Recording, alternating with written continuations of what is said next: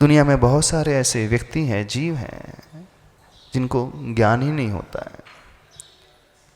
कुछ ऐसे होते हैं जिनका नॉलेज बहुत बड़ा हुआ होता है ना, जिनका नॉलेज बहुत बड़ा हुआ जाए, जिनकी मेमोरी बहुत शार्प होती है। जिनकी कुछ ऐसे होते हैं जिनकी मेमोरी एकदम डल होती है, ठस होती है, समझ में नहीं आता। कुछ ऐसे होते हैं जिनको सबको शरीर तो मिला हुआ है, लेकिन शरीर में बहुत सारे रोग हैं, बीमारियां हैं। लेकिन कुछ बॉडीज ऐसी, कुछ लोग ऐसे होते हैं जिनकी बॉडी एकदम फिट होती है। होते हैं ना, ये डिफरेंशिएशन देखने में आता है? नहीं आता। किसी के जीवन में बहुत सुखी सुख मिलता है, किसी के जीवन में जन्म से लेकर अंत तक सिवाय दुख और कष्ट के कुछ मिलता ही नहीं। किसी को बहुत जल्दी गुस्सा आ जाता है, कोई एकदम बड़ा शांत रहता है, कोई फर्क ही नहीं पड़ता उससे। कोई बहुत मायावी होता है, मायाचारी स्वभाव वाला होता है, कोई बहुत अभिमानी होता है, कोई बहुत विनयशील होता है, कोई व्यक्ति बहुत लालची होता है, लेकिन किसी को कुछ लालच से लेना ही देना नहीं। कोई व्यक्ति बहुत डरपोक होता है जन्म से। कुछ ऐसे भी होते हैं एकदम निर्भय होते हैं, निडर होते हैं। कुछ हंसने वाले होते हैं, कुछ मुरझाए चेहरे होते हैं। किसी की तृष्णा बहुत होती, किसी की कषाय बहुत होती हैं, किसी की बिल्कुल भी नहीं होते हैं। किसी का रूप बहुत अच्छा होता है, शरीर बहुत अच्छा होता है, देखने में बहुत अच्छा आता है, लेकिन कुछ लोग ऐसे होते हैं जिनका रूप ही किसी को पसंद नहीं आता। ये इतने नाटे कद के, कुछ इतने लंबे क्यों होते हैं? कुछ लोग 70-80 साल तक जी जाते हैं, लेकिन कुछ 30-40 में निपट जाते हैं। कुछ लोग ऐसे भी है संसार में जो बहुत मेहनत करते हैं, फिर भी उन्हें सक्सेस नहीं मिलती। दिन रात एक कर देते हैं, खूब पढ़ाई करते हैं, फिर भी अच्छा रिजल्ट नहीं आता। बिजनेस में भी खूब मेहनत करते हैं, फिर भी इनकम नहीं होती है। लेकिन कुछ ऐसे भी होते हैं बहुत कम मेहनत करते हैं, बहुत कमा लेते हैं। कुछ स्टूडेंट्स ऐसे होते हैं थोड़ा सा पढ़ते हैं, टॉप में आ जाते हैं, उनका जॉब सिलेक्शन अच्छा हो जाता है। होता है कि नहीं? ये डिफरेंशिएशन क्यों दिखता है?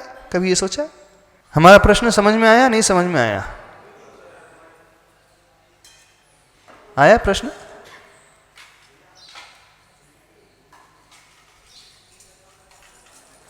ओम। हाँ, नमोस्तु महाराज श्री। महाराज श्री, कर्मों के अकॉर्डिंग होता है ये सब, क्योंकि एफर्ट तो सभी लोग सेम ही करते हैं। हाँ, कुछ ना कुछ हमारी कुछ कमियां रही होंगी, कुछ गलतियां रही होंगी, पूर्व में कुछ हमने गलत कार्य किए होंगे, जिसके कारण हमें सही आउटपुट नहीं मिल पा रहा है। तो कहीं ना कहीं महाराज श्री कर्म सिद्धांत का भी यहाँ पर मेन रोल है। देखना, ये जो अंतर देखने में आ रहा है, इन सब के पीछे कुछ ना कुछ कारण तो होना चाहिए।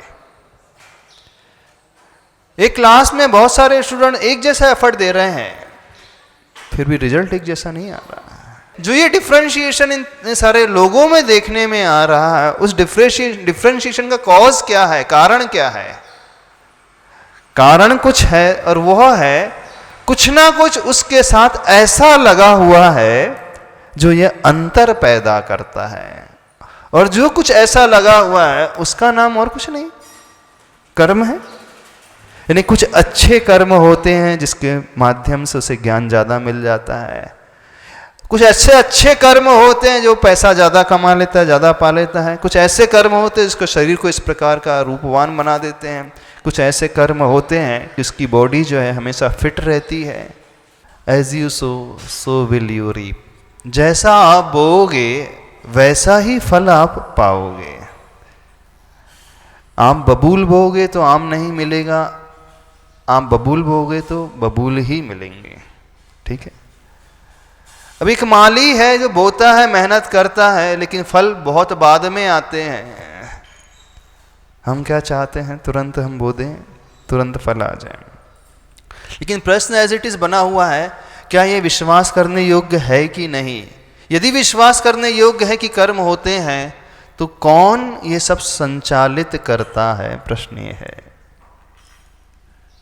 क्या होना चाहिए आपके हिसाब से? कोई संचालक होगा ऊपर? हाँ, कोई संचालक होगा जो मैनेज कर रहा है, इसके साथ ये कर्म, उसके साथ वो कर्म, उसके साथ वो कर्म। बताना। नमोस्तु महाराज जी। महाराज जी, अगर कोई संचालक होगा तो उसको कौन संचालन करेगा? जो संचालक होगा उसका संचालन कौन करेगा? हाँ, ये तो भी फिर बहुत अच्छा प्रश्न है। लाइन ही ख़त्म नहीं होगी, ये भी बिगिनिंग लेस हो जाएगा, तो कोई संचालक होगा ही नहीं। अगर यमराज कुछ बोलता है या फिर किसी को कुछ बोलता है कि तुम गलत हो तुम सही हो, तो फिर उसको कौन गलत सही बोलेगा कि तुमने उसको दंड क्यों दिया? वो तो स्वतः अपना वो बोलेंगे पुलिस है, वो तो पुलिस का काम है उस पकड़ना। ये पुलिस थोड़ी गलत कर रही है, पुलिस डिपार्टमेंट है, उसका काम क्या है? अपराधी को पकड़ना। महाराज जी, पुलिस और कर्म में तो बहुत अंतर है। पुलिस देख रही है, कर्म देखता ही नहीं है। अच्छा, जो जो नहीं दिखता वो नहीं होता, ऐसा है क्या? होता है, लेकिन उसको कोई मैनेज नहीं कर रहा है। नहीं तो फिर जो मैनेज करेगा उसको ही कोई मैनेज करना चाहिए। उसको कौन ये लिखाए, इसको कौन सिखाएगा पड़ेगा कि ऐसा कर्म करेगा तो ऐसा करना, ऐसा करेगा तो ऐसा करेगा? उसको भी तो कोई सिखाएगा। हाँ, अब जब ये प्रश्न उठता है तो हम नेचर की ओर झांक करके देखें, प्रकृति की ओर झांक करके देखें। नेचर में बहुत सारी ऐसी चीजें हैं जो ऑटो मोड में चलती हैं। ऑटो मोड में चलती है, स्वसंचालित हैं, अपने आप होने वाली हैं, उसे कोई चलाने वाला नहीं है। बहुत सारी नहीं, almost everything is in auto mode. जो ऑटो मोड में नहीं होता है, व्यक्ति करता है, वो अलग चीज है। अब देखना, it's just like a chemical reaction. आत्मा के साथ कर्म का बंधना एक केमिकल रिएक्शन की भांति है और कुछ नहीं होता है। जैसे जैसे जैसे करंट फ्लो होता है, अब मैग्नेट कैसे काम करता है, अथवा कोई बैटरी कैसे काम करती है? सेल होता है, उसमें एक इलेक्ट्रोड होता है, एक डायोड होता है, इसमें पॉजिटिव और नेगेटिव्स ऐसे होते हैं ना। ऐसे ही काम का कोई भी सेल जो होता है, प्लस और माइनस, एक साइड प्लस अथवा एक साइड माइनस, तो इस प्रकार से वो कार्य होता है। तो वो बैटरी अपने आप ऑपरेट करने लगती है। अब आत्मा में अथवा उस व्यक्ति में दो प्रकार के कुछ भाव होते हैं, एक अच्छे भाव होते हैं और एक बुरे भाव होते हैं। अब वो कर्म कैसे इस आत्मा में आ जाते हैं? तो जैसे ये भाव करता है उसके अनुरूप उसमें वो अट्रैक्ट होकर के आ जाते हैं। अब भाव करोगे इन द सेंस, जैसे एग्जाम्पल दिया था, लोहा जितना गर्म होगा उतना ही वो एब्जॉर्व करता चला जाएगा। तो हमारे भाव दो प्रकार के, एक पॉजिटिव और एक नेगेटिविटी को लिए हुए हैं। जैसे बैटरी में एक इलेक्ट्रोड और एक डायोड होता है, एक पॉजिटिविटी एक नेगेटिविटी। तो अच्छे भाव मीन्स प्लस साइन, बुरे भाव मीन्स नेगेटिव साइन। जब ये दोनों मिलते हैं तो ये आत्मा कुछ इस प्रकार से एक्टिवेटेड हो जाती है कि वो उस प्रकार की मटेरियल को एब्जॉर्ब करने लगती है। जो जितने अच्छे भाव से भरेगा वो अच्छी क्वालिटी के कर्मास को अट्रैक्ट करेगा, जो बुरे भावों से भरेगा उस क्वालिटी के कर्मास को अट्रैक्ट करेगा। अब उसको कर्म को अट्रैक्ट करने के लिए कोई ऐसा ऊपर नहीं बैठा है जो ये चैनलाइज कर रहा है कि इसके पास बुरे भेजना, इसके पास अच्छे भेजना। ये नेचुरल प्रोसेस है, it's just like a chemical reaction. चूने में पानी डालोगे उबलता रहेगा, अपने आप ही प्रोड्यूस हो रही है वो गैस, उसमें कोई करने वाला नहीं है। ये सब कुछ हो रहा है नेचर में, प्रकृति में सब कुछ घटित हो रहा है।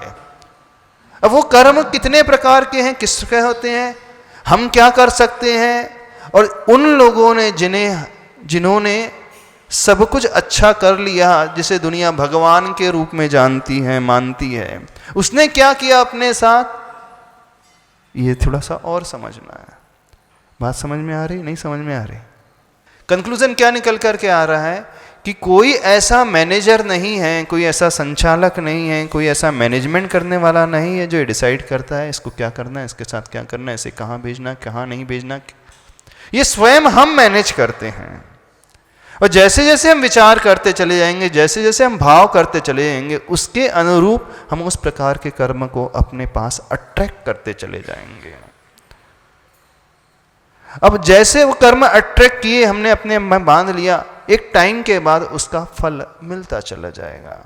और उसके फल के अकॉर्डिंग व्यक्तियों में, संसारों में जो देखने वाले लोग हैं, उनमें हमें डिफ्रेंशिएशन नज़र आता है। अच्छा बुरा, छोटा बड़ा, अमीर गरीब, सुंदर कुरूप, कम जीने वाला, अधिक जीने वाला, स्वस्थ है, निरोगी है, बीमार है, कसाई वाला है, चिल्लाने वाला है, खराब नेचर वाला है, अच्छे नेचर वाला, ये सब कोई और डिसाइड नहीं करता। महाराज जी, अब कर्म साइंस उसे कहता है कि इसके जीन्स पेरेंट्स से जैसे मिले हैं। अब साइंस क्या नाम देगा? उस बच्चे को जो जीन्स मिले हैं माता पिता के माध्यम से, वो जीन्स निर्धारित करते हैं कि इसकी बॉडी का कलर फेयर होगा कि डार्क होगा। उस बच्चे की हाइट 6 फीट की होगी, 6+ होगी, 5'8" होगी, जीन्स उस निर्धारित करेंगे। अब साइंस मेडिकल प्रोफेशन में क्या कहा जाएगा? इसकी बॉडी गोरी है, इसकी काली है, इसकी हाइट कम है, इसकी ज़्यादा है, इसका फिजिक ऐसा रहेगा, इसका वेट इतना रहेगा। ये कौन डिसाइड करेगा? वो क्या कहेगा? जीन्स डिसाइड करता है।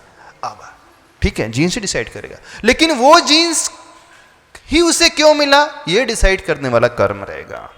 हम मेडिकल साइंस को डिनाई नहीं कर रहे हैं, क्योंकि जैसे माता पिता होंगे, प्रायः उस बच्चे का रूप, लावण्य, देखने, उसकी हाइट, बहुत कुछ पेरेंट्स से मिलती चली जाएगी, उसी के अनुसार रहेगा। ब्लड ग्रुप आदि उसके अनुसार, क्षमता उसके अनुसार मिलेगी। लेकिन जैन कर्म सिद्धांत ये कहता है कि वह जीन्स कैसा होगा, ये डिसाइड करने वाला कर्म है। इसको समझना है, उसे कोरिलेट इस प्रकार से करना।